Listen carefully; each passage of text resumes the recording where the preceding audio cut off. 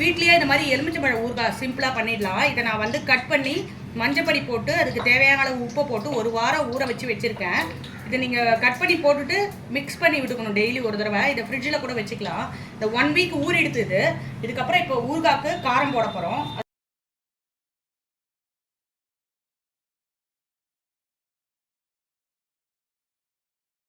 இப்போ அடுப்பு ஆஃப் பண்ணிடலாம். கடுகு வெடிக்கிறோம்.